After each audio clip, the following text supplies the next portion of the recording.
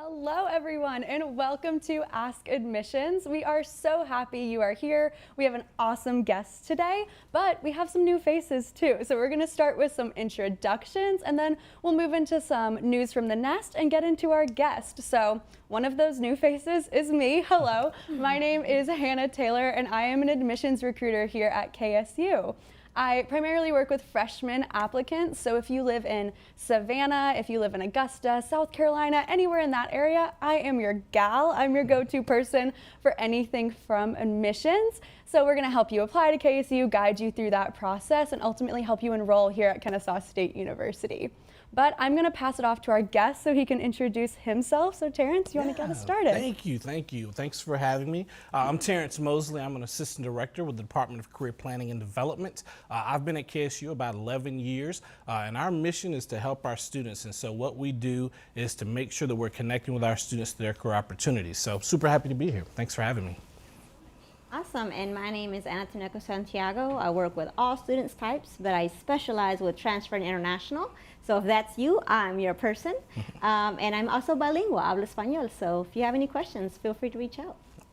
Awesome, thanks. Yeah, we have some big shoes to fill. Usually we've got Jordan or Jacinta hosting these things, but they've got the Hannah-Anna tag team today, so you're in good hands. We'll have some fun with it.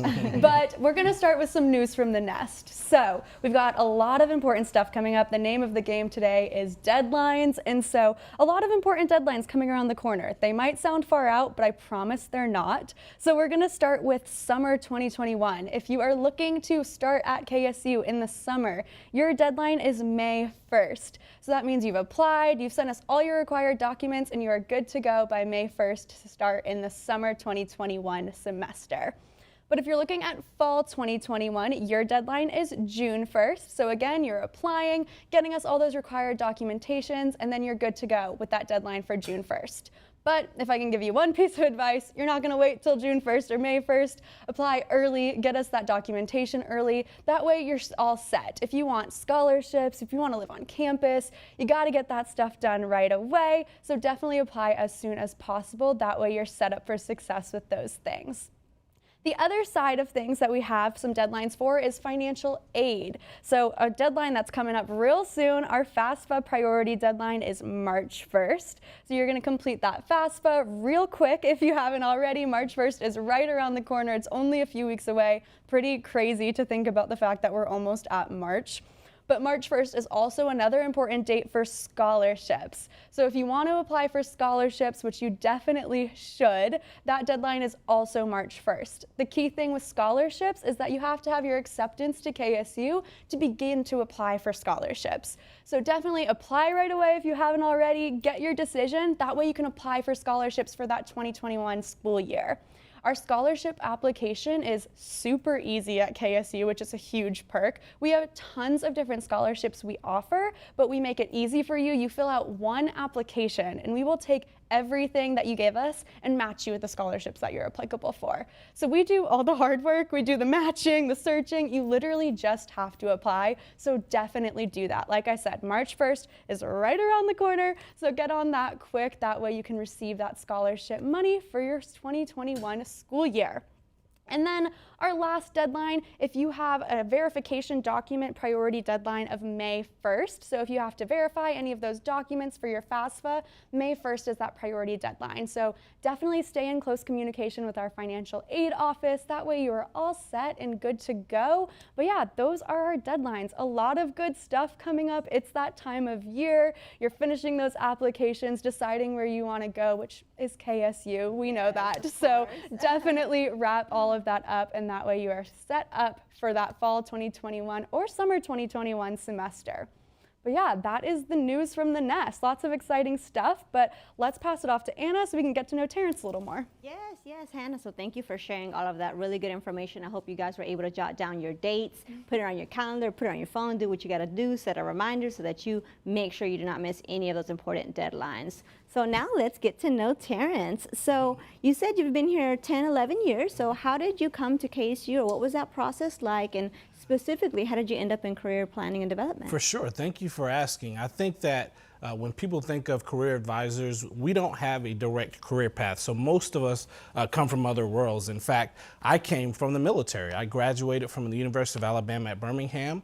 I went straight into the military and did about 10 years working in a bunch of different areas, human resources. I taught some in the military. And when I got out, I decided I really wanted to explore an opportunity in higher education, never knowing that this would be a career. But I worked for Auburn University in Montgomery for 3 years as a health sciences advisor. And then by just some twist of fate, I applied for a position with career planning here because they had not previously had an alumni career coordinator. I applied for that position because I was from this area. I grew up in Marietta. I graduated from Pebblebrook High School. So this was a bit of a homecoming to have an opportunity to come back. And they took a chance on me. It worked out super well. And again, over the years, my job has just kind of metamorphosed into what I am now, which is the director of the Kennesaw campus advising team. So super excited. That's awesome. So you are in career planning and development. So for people who might not be familiar with that department, if someone said, what is career planning and development, how would you answer that? Great question. And truthfully, I think that, and this is just, again, bragging, I think KSU is unique because our program is unlike a lot of career services offices that you'll see. In fact, it's in the name. Our mission is to develop and plan our students' careers over the course of their life. And so if I had to kind of encapsulate what career planning was about, I really say that we are kind of a one-stop shop to connect students' majors and what they want to do with careers and jobs in the field. And that's can be a long bridge to cross for some students. And that's why we want students to come see us early and often. When students pick a major, they don't always pick those majors with the jobs that they're going to do in mind. In fact, sometimes they don't even know what those jobs are going to look like. So it's our job, our task, our mission is to connect them with opportunities to build their skills and really explore the careers that they're choosing. And we do that through a variety of ways. One of those ways is internships and co-ops. They're where we put the students out in the field and we have them experience what it's like to do that job. Sometimes it just validates that, yes, this is the right choice for me. Other times it can prove that it maybe is not the right choice for them. But in KSU, unlike a lot of universities, invests a lot of time and energy in connecting our students with internships and co-ops, and that's proven to have our students be more successful when they finally graduate and start working. Awesome. So where exactly are you guys located? So I know we have probably some prospective students that may be wondering, where on campus can I go find you guys? And are you only on Kennesaw campus or are you on Marietta as well? Yeah, great question. I think that, again, that is something that makes our office unique because we have a large staff. We have about 17 people all total. And the great thing about that is we're able to spread out across campus. In fact, the way our office is set up, we do have a primary office, a main office in Kennesaw that's on House 48 on Campus Loop Road. But each of our career and internship advisors are actually embedded in the schools that they service. So we have career internship advisors that are assigned to particular majors, and they actually work closely in the advising centers with the advising staff so that we can have good relationships with our faculty and students in those areas. The benefit for the students is they're never more than a building or two away from their career and internship advisors. And like you mentioned, we are on both campuses. We have another office in the Marietta campus. On the Marietta campus in the Student Center, they do all the same services that we do on this campus, and they, again, work closely with each and every major on the Marietta campus to make sure that those students are connected. If students in Marietta are looking for their office, they're on the first floor of the Student Center, right around the corner from Chick-fil-A. That'll be a good roadmap for you. All right. Everyone knows where Chick-fil-A is, so that is a good identifier for sure. So you talked about, so you're easy to access, which is fantastic, and you also said you want people coming to you early and right away. So like, how early is early? When should I start thinking about visiting your office? Yesterday. Okay, good. There really is no such thing as too early. In fact, I'm so glad that we can talk to prospective students and newly admitted students because we encourage our students to invest their time with career planning from day one. Now, students may say, well, I don't have a clue what I want to do. I don't know where I want to take my career. What we do in that first year and when we meet with students is we really try to have them assess their aptitudes, assess their interests, find out what makes them happy. We do a project or exercise called the work values, where we help them identify what does an ideal job environment look like for you. Down the road, once we get into their sophomore year, we really start to connect them with opportunities to do what we call explore, which is to test drive different career fields. We have an amazing program called the Job Shadow Program, where students can do a one-day experience. They can get out in a particular company or field, and they can spend a day shadowing people who do that work and learn what are the benefits, what are the positive aspects of that area, so that they can pursue internships in their junior and senior year. And so again, by that junior or senior year, we want our students to have well-written resumes. We want them to know what a cover letter is. And we really start fine-tuning their interview skills in that junior and senior year, because again, they're going to be doing internships in their junior and senior year, and they're going to be prospecting for jobs. Here's where it really gets fun.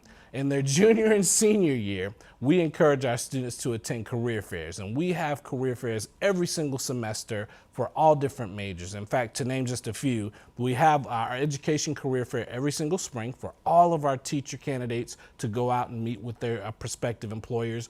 We have an accounting career fair in the fall, where our accounting and finance majors can connect with their employers. And every spring and fall semester, we have our all majors career fair, and that is for every single major on campus. We also have a STEM fair focused on our science and technology majors, and those are opportunities that we use to connect our students with employers every single day. Awesome, awesome. So I think you mentioned education, you mentioned a bunch of different major STEM focus. So are there any jobs or anything that comes to mind to say that a student's come to you and said, you know, I'm having issues getting a job in this field? Like, what tips do you have for them? Or, you know, how can you help guide them so that they can feel like they're not alone, especially with, you know, very particular careers that we have nowadays where they're specifying, I want to be, you know, blah, blah, blah.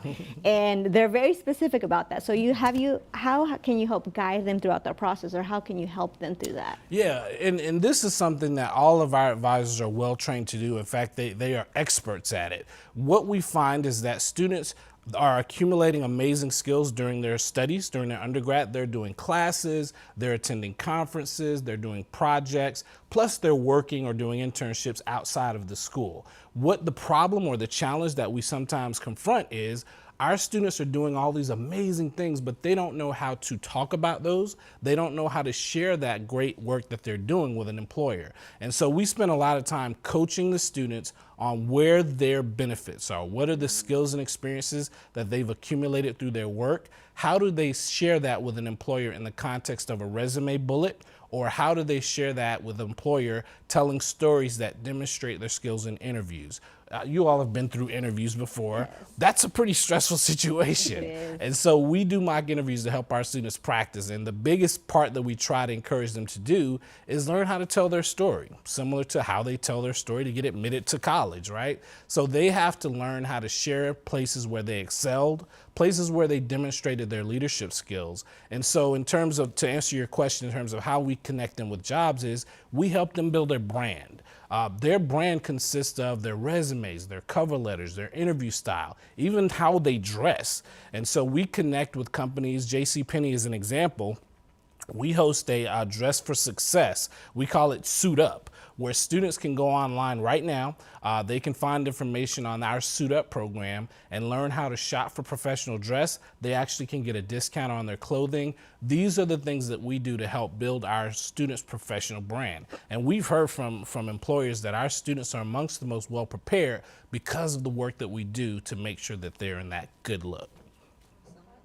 That's really awesome stuff. I think like learning how to be able to talk about yourself and, you know, be able to speak on all the awesome things you're learning in the classroom is a huge part of that professional development. So that's really great that y'all do that. And I want to come back to that, but kind of taking a step back, you talked about co-ops and internships. So tell us first, what's the difference between the two? And then what kind of advice do you have for students in gaining those internships and co-ops, and when should they start thinking about that? Yeah, so in terms of, we call it experiential education. That's kind of the big umbrella term we use. Internships are typically a one-semester experience. Students will spend time with one employer over the course of the semester, and they'll usually, depending on their major, get academic credit for that. So they can get hours counted towards the internship. Now, they don't have to. Students can do internships anytime for any reason, but if they want academic credit, there are a certain set of rules that they have to stipulate. There may be prerequisite coursework. So internships are kind of a one-stop, in and out, one semester experience. Co-ops are a little bit different. The way co-ops work on the Marietta campus for our science and technology majors, those tend to be full semester experiences, but the student is invested in that company for the full semester. They don't take classes at all. In fact, they get a placeholder credit to stay enrolled in KSU, but they are essentially working for that employer. And so whereas internships can be paid or unpaid, co-ops are typically paid experiences. Now, we do have co-ops on the Kennesaw campus as well, and those are similar to the internships in that they're one semester experiences, and most of our majors on the Kennesaw campus can do those for academic credit as well. The bottom line is our students are connecting with those employers on their own. Students have to find those internship opportunities. They have to apply and interview for those roles just as they would a job. Now, we help them because we post positions on Handshake, and we help our career and internship advisors refer students to positions that may be a fit for them. But students have to apply and get those opportunities on their own. When they're ready to seek academic credit, they come back to our office, they apply through Handshake and request the proper amount of credit for the classes that they want to take for that internship. I'll give you an example. If a student wants to work and the employer has agreed that they'll work 15 hours a week or so, that usually translates to about 3 hours of academic credit that they can receive for that semester. And so once they apply for and are enrolled in the credit, then they actually have to get approved. They have to give us the information on their employer's contact info. And once that gets approved, then we allow them to enroll in a course. It's actually a course $33.98 they register for, and they'll have actual assignments within D2L to complete as a part of that internship. So we take internships very seriously. It's not just registering and getting credit. There is actually work involved. Yeah. Awesome. Well, you actually had mentioned JCPenney, which one of the companies that you collaborate with, which is really funny because I actually went to JCPenney, and that's where I got my suit for my interview for this position, which I thought was really funny, which I didn't know JCPenney had that connection with KSU, so I just went in there blindly not knowing. However, it was fate. Yes, exactly. It was meant to be. So what other well-known companies do you guys collaborate with and work with so that students can get, their name out there? You were saying earlier, like selling themselves, selling their brand. How does that work? So what companies are you guys? Yeah, great question. So again, we have an entire employer relations team who their sole mission, again, is to connect our students with employers. And so they spend a lot of time reaching out to employers, prospective employers who want to participate or recruit students. Really, that part of their job is easy because we have a lot of employers who come to us and say, we want to hire your students. And so our job is to facilitate that relationship. Our employer relations folks manage all of our programming on campus to include our career fairs. They help schedule what we call information sessions when we have employers who want to recruit KSU students and pass information on to them. They host what we call career exploration nights, where we host 3 or 4 employers who share information on their company and the opportunities with their company with students. So again, the employers come to us and we help them figure out a way to connect with our students, whether it be a career fair or some other way. We also gave the option back before kind of the COVID days. We gave employers options to interview on campus. So we would host interview sessions on campus. The employer could come, students would meet on campus to interview with prospective employers. And I would imagine we'll go back back to that at some point. But again, our employer relations function is solely focused on making the experience positive for our employers, because we want them to continue to come back to us, but we also want to make it easy for the students to connect with those employers and to really use those opportunities to sell themselves to the employers. These all sound like super awesome resources for students. Is it only for current students, or once I graduate from KSU, can I still use these things? Yeah, great question. I think, again, that's something that makes KSU unique, because our career planning and development services are available to alumni for free. For life. There is no expiration date. Alumni have the option to register as an alumni once they graduate in Handshake, and they can use Handshake to find jobs and apply for jobs just as if they were students. They can attend all of our career fairs, all of our on-campus events for free, again, just by virtue of having their KSU number. And so again, our relationship with students doesn't end when they walk across the stage. We work really hard to work with our students. We have over 40,000 KSU alumni in the city of Atlanta, or in the metro of Atlanta. And so we service all of those individuals and helping them connect with opportunities. What we typically find is alumni who are career changers, who are in their career, they want to change, or they want to come back and get more education. Our focus is, again, we focus more on a coaching model with those folks. We want to, again, assess what their goals are, help them figure out pathways to meet their needs, and then we're going to help them fine-tune their resume and rebuild their brand towards the new career field. And that's probably my favorite part, because I like to spend time really developing our students and alumni and helping them to find out where their strengths are and to really sell that. It's a tough job market, we know that. And so what we find is, students and alumni will come who are a little bit unsure, not quite sure of how to find their way, particularly how to find the remote jobs and virtual jobs that are kind of the prevalent now.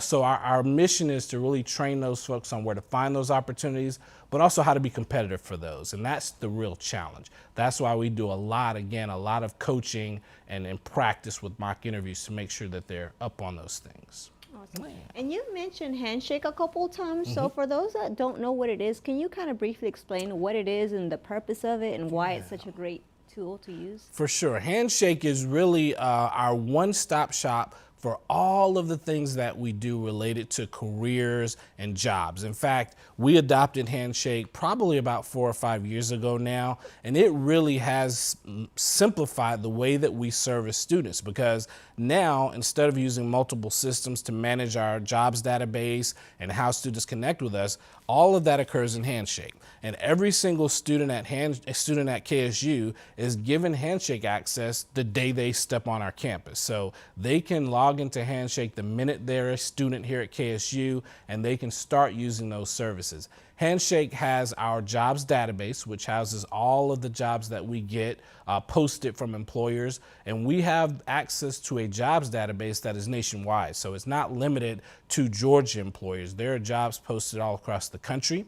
It also hosts internship opportunities. So if an employer comes to us wanting to post an internship, we put that in Handshake so that all of our students have access to that and can apply through that system. We also host on-campus job opportunities, and that includes non-federal work study and federal work study jobs. So if a student wants to be a student assistant on campus or wants to work for Night Owl, they can apply through our system, and they can apply and interview through our system as well. And so again, Handshake is not just for job seeking, so that's kind of the main thing, but we also host our virtual career fairs through Handshake as well. And so since we've moved to virtual career fairs, we have our employers who register in the system. Students can log into Handshake, register for the virtual fair, and they can actually go down a list of the employers and select what companies they want to meet with. It's pretty amazing. We've done it for a couple of semesters, and it actually is really, really organic, and it works really smooth. Students can make an appointment to attend a group session for the employers, where the employer gives them kind of an overview of services, tells them about the company, and then they can also schedule a separate one-on-one meeting with the employer. And so again, for our STEM fair that we have coming up on the 23rd and 24th, we already have the list of employers posted. Students can go in, find the employers that they're interested in, and they can reserve appointments to meet one-on-one with those recruiters, similar to the way they would at a traditional career fair. And so the exciting part of that is once they actually register for the career fair, they can upload their resume, which has to be approved in Handshake. So the employers will have access to those resumes in the system, and it really just all works as one big piece so that employers can pick and choose, and the students will have access to all their information. The last thing they can do in Handshake, and probably the most important for us, is students can make appointments to meet with an advisor through Handshake. And so they can find the category or their major. They can request a meeting or an appointment, either a resume review or a mock interview or just an advising appointment. And so they can schedule that with us. We approve that meeting, and then they can meet virtually with us through Microsoft Teams. So again, Handshake is really kind of our one-stop shop for a lot of the services that we provide to students nowadays. Yeah, I'm glad I did ask that question, because that it does way more than I even remember it doing. So so really take note for students that are prospective owls that are thinking about, well, let me look into this Handshake, see what it's about. It has a lot to offer, as Terrence just discussed. Absolutely. Totally. Moral of the story, if you're not on Handshake, get on Handshake Yes, right now. yes, yes. Absolutely. Yeah, but it sounds like we have some questions in the chat. So what do we have, Becca? Okay, our question goes to Terrence. All right. Okay, so they want to know what the job placement rates are like at KSU, specifically in regards to the education field. Sure.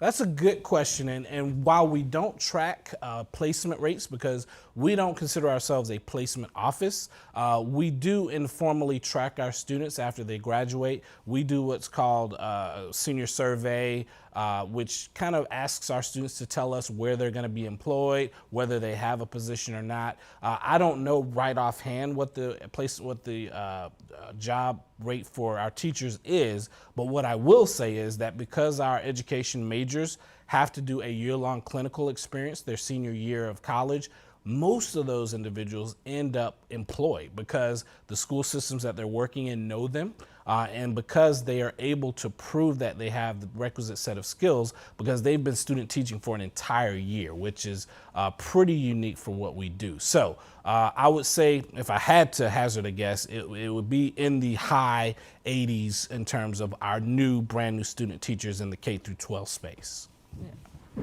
Fingers crossed my husband gets a job. He's at Chalker Elementary. Crossing my fingers, crossing my Thanks, y'all. toes. Love it. Cool.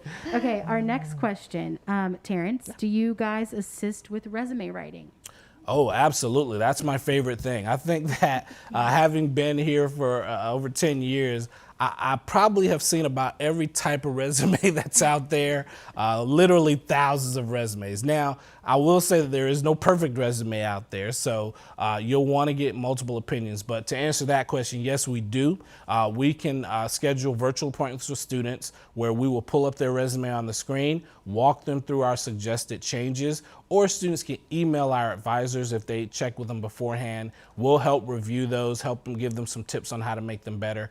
I will give you this one piece of advice. Resumes are meant to be custom. And so whereas in the past our parents would make one copy of their resume and just make 50 carbon copies of that, those days are long gone. We have to focus on targeting the resume towards individual jobs and individual companies. And so that's what we do with students is we work hard to figure out what industry they're focusing on, what jobs they're applying for so that the tone and content of their resume matches what that job is. And we do resumes for, new grads and interns, all the way up through, early executive officers and folks who are really experienced. And again, we work with military and veterans, so we do veteran resumes. We help individuals who are applying to grad school do curriculum vitas. You name it, we work on it. And I'm glad that you guys provide that service because I feel like nowadays so many applications are online and a lot of them don't even require that resume anymore. It's just the basic application. Yeah. So once you get to that level, you don't really know how to create one because you probably never created one before. Yeah. So that's really awesome service that you guys are able to provide and help the students with. You're absolutely right. Yeah, one thing I heard you mention earlier was that you have a STEM fair coming up, right? Yes. That one I want to say was February 23rd and 24th. What about your all majors fair? When is that happening this semester? So the All Majors Fair is in March. It's the same days, the 23rd and 24th. All of those fairs are from 11 to 3 each day, and they're both 2-day long fairs, which means we have one set of employers who come on the 23rd and a whole different set of employers who come on the 24th. So when students go to look at the employers for a particular fair, make sure you all look at the first day employers and then go and look at the second day employers. I don't think we have day 2 our employers for the All Majors Fair locked yet, but the STEM Fair folks should be ready to go. So if I want to go to this fair, how do I best prep for it? What do I need to do before I show up? Yeah, great question. So in terms of preparation, we have some resources in our office. We actually host a career fair prep day the week prior. Yeah, Perfect. We do it all. Wow. And so it's a virtual event.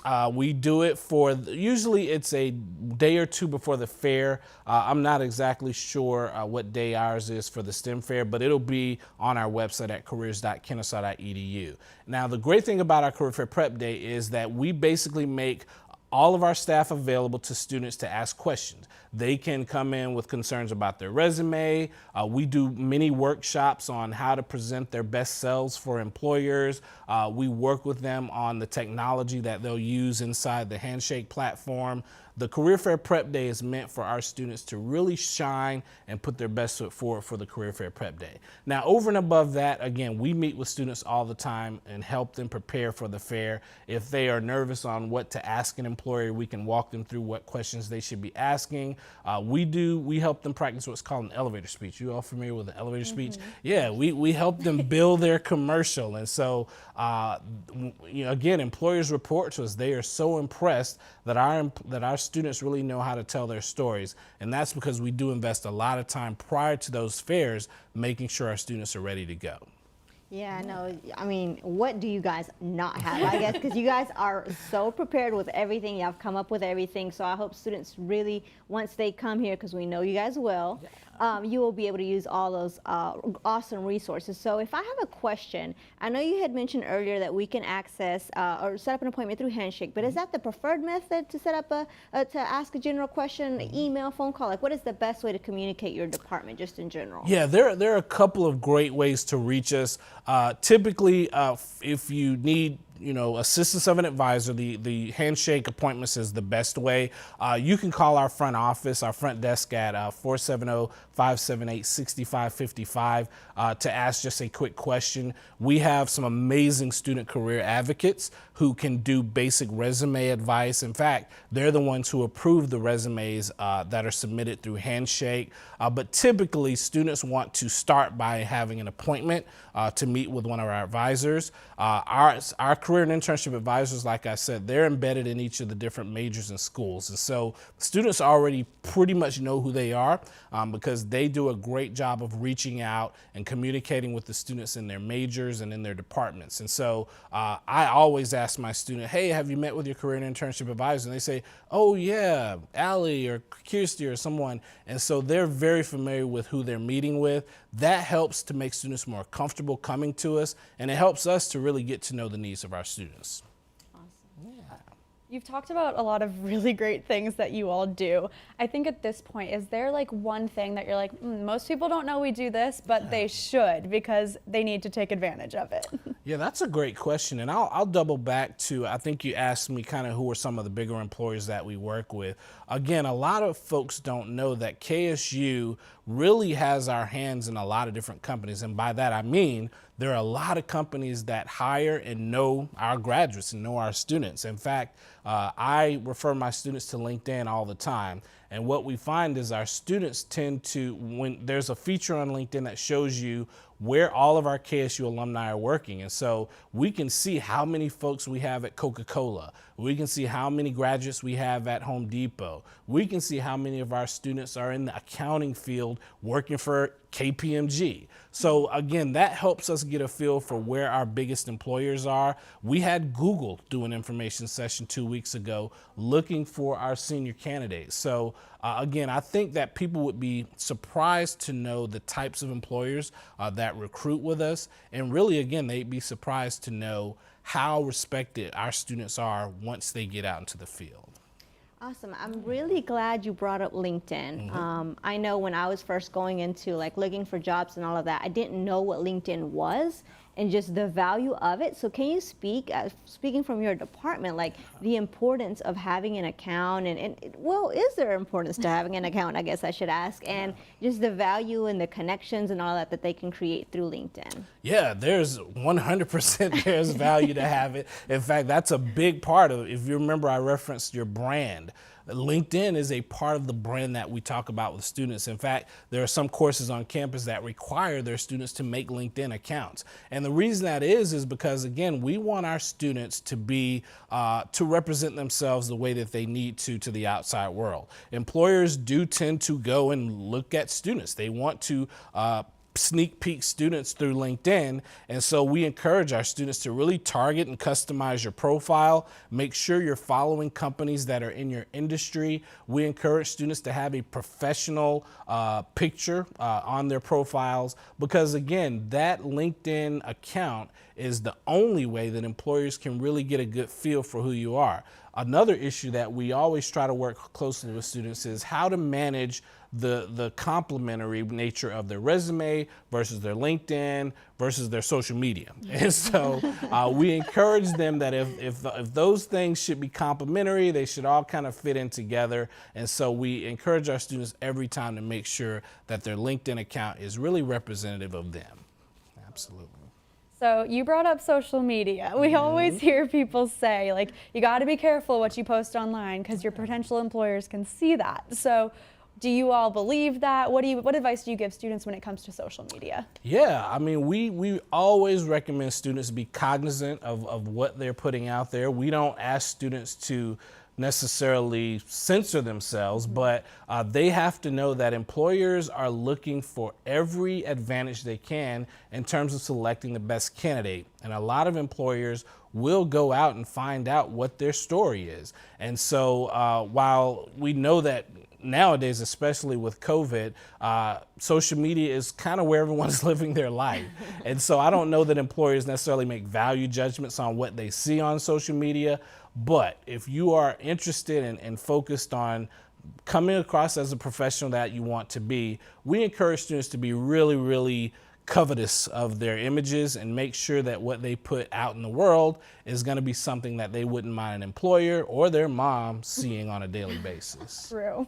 I'm glad you mentioned that because I feel like a lot of people, especially students, you know, kids you're young, you don't know what you're doing, you're maybe just posting random stuff on social media, but I think that now in today's age, like you're told and it's really important. And I think a lot of students kind of sidestep it like, it's not really important. No one's going to really look at it, you know, 10 years from now.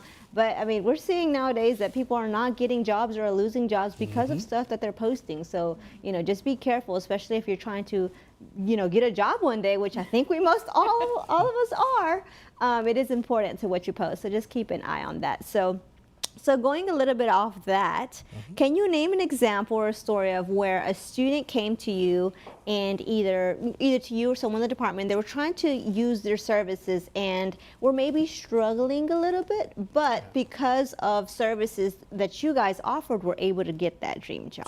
Sure. Well, I think the one example that comes to mind, this is pretty recent actually, it was only a couple of months ago.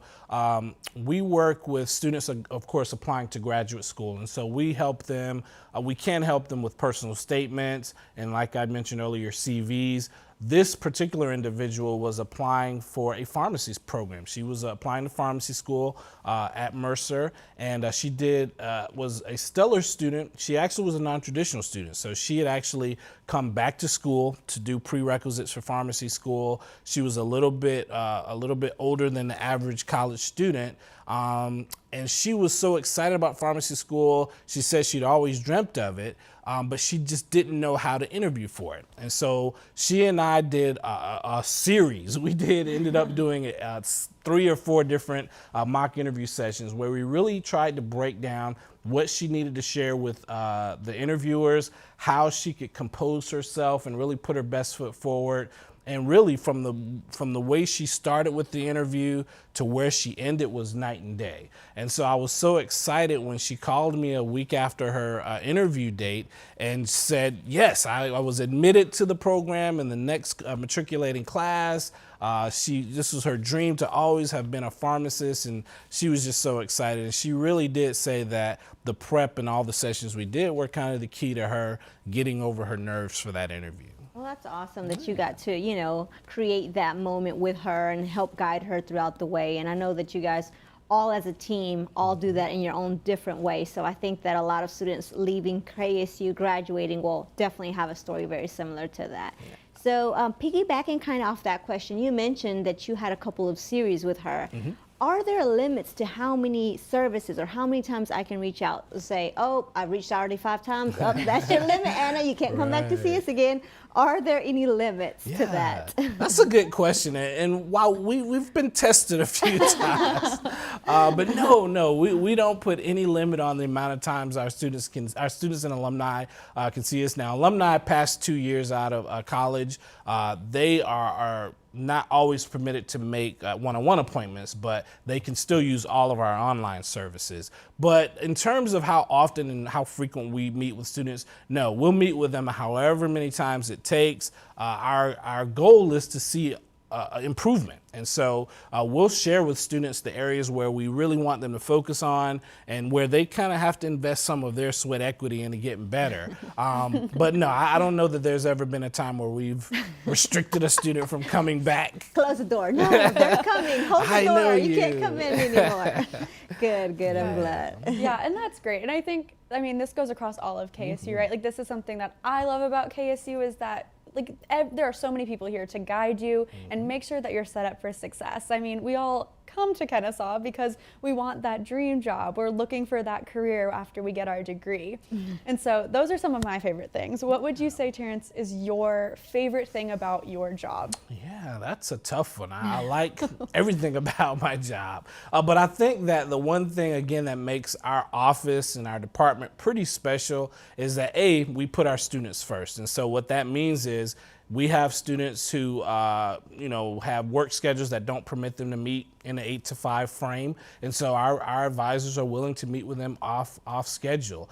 We have student groups and student organizations who ask us to do presentations at 7 o'clock or 8 o'clock or even 9 o'clock at night. And we're happy to do that as long as our schedule allows. Again, our objective is to make sure that our students are being their best selves. And so there are really no lengths that we won't go to make that happen. I think, again, the best part of my job is when I do see those students who succeed and who get better and really who go on to do great things and come back and share their stories with us. There is a link on our website for our alumni to come back and kind of share with us their success stories. So we always like to hear from our alumni.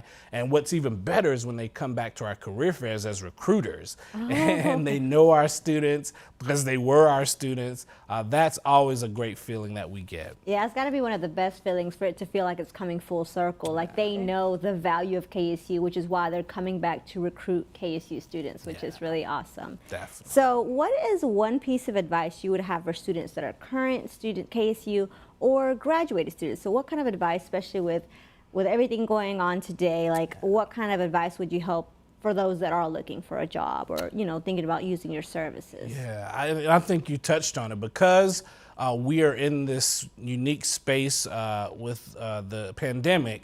Our students just don't know how to navigate this process. And while our students are all, technically savvy, having to interview via video can be challenging. It can be daunting. It can be scary because you don't have those same body language cues. And so what we really focus our students on in this day and age is how do I present my best self in this virtual space? Again, how do I make sure that what I put on paper matches me? And then how do I expand and how do I grow? We encourage our students to expand beyond their classroom learning, try to seek those additional certifications or areas of expertise that are going to put them just one notch above their competition.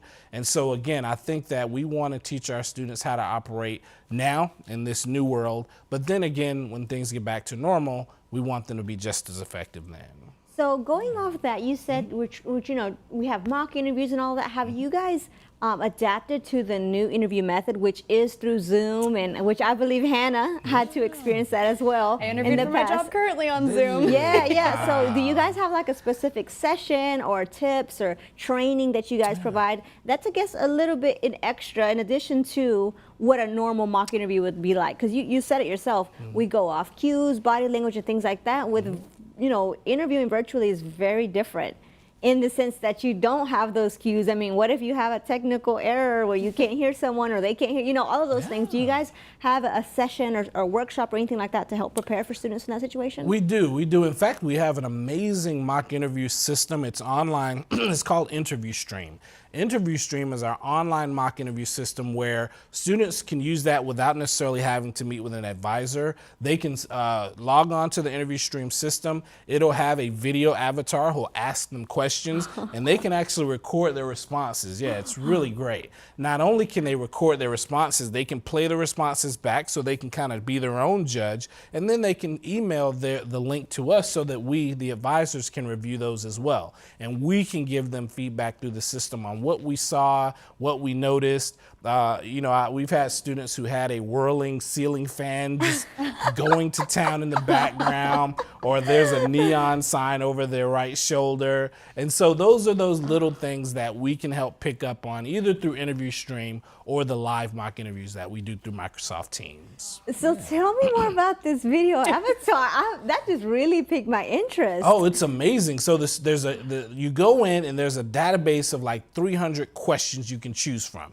And so you can pick 10 of those questions that you want this avatar to ask you, and then you begin the session. And so a video will come up with that person asking you the question, and then it'll cue you to record your response, and then it'll allow you to re-record it because some interviews allow you to do that today. And then once all 10 questions have been asked and answered, you can review those answers and critique yourself. And again, you can share those with your friends or with our office to give you feedback on how you did. That is wild. I mean, when you said that your department is unique and stands out, I mean, what better example than that? I don't know how many schools. Right. I don't know how many schools you're going to go to that have that option. That's really, really cool. Yeah, no, for sure. I can't imagine how helpful it is to be able to watch yourself back. I know something that I struggle with, right, is filling in with those likes and and things that you don't notice you're doing until someone points it out. So what would you say are some of those most common interview mistakes that people make, whether that is virtually or in person? Yeah, I think if we were in person, I would say the biggest struggle that students have is establishing a rapport with the interviewer. There are things called micro conversations that happen when you're preparing for an interview. They'll say, hey, how's the weather? Can you believe this crazy rain? Or they'll say, hey, how was your drive over? Those micro conversations help to smooth the water so that when you're interviewing, you're a lot more comfortable with the interviewer. And so students struggle with establishing that rapport with the interviewer. I would say in terms of questions that students struggle with, it really is all about students talking about themselves. Students have a real trouble sharing what their strengths are. They are uncomfortable bragging on themselves and telling people what makes them special. And so I always try to pull that out of our students about all the great things you've done. Don't be afraid to brag on yourself and take credit for some of the great work you've done.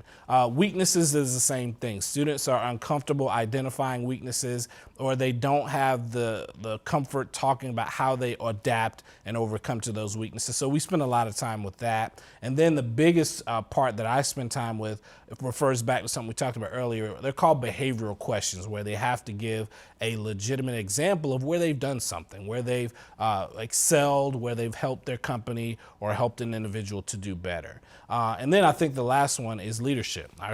We really want our students to have examples and to be able to demonstrate where they've taken leadership roles, whether it's in the classroom, in their student groups, in their volunteer, in their church. We want to see those examples so that they can share that with an employer.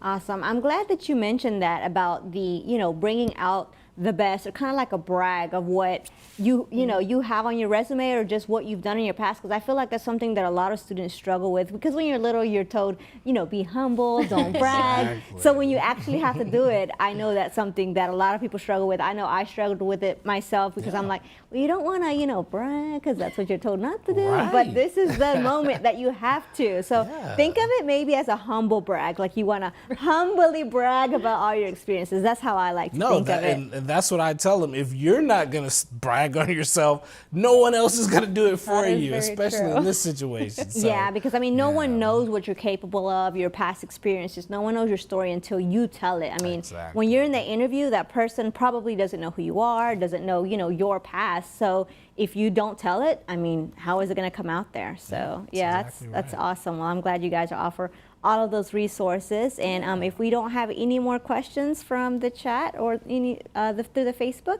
then we'll go ahead and wrap up our session. But first, we want to thank you again just for all that awesome information that we discussed. I mean, I learned a lot. I thought I already knew a lot about career planning and development, but there's obviously so much more that there is to learn. So a huge benefit. Do not, you know, spend your time here at KSU without having tapped into all the awesome resources that career planning and development has to offer. And we're gonna, you know, thank you, Hannah, of course, for hosting with me. We need to start a podcast, Hannah and That's Anna, you know, to keep this Like and conversation subscribe. going. Yes, exactly. So, but of course, we're gonna close out with our owl eye. So we're gonna close off, and we're gonna stay with our Hooty Hoo. So, Hooty Hoo.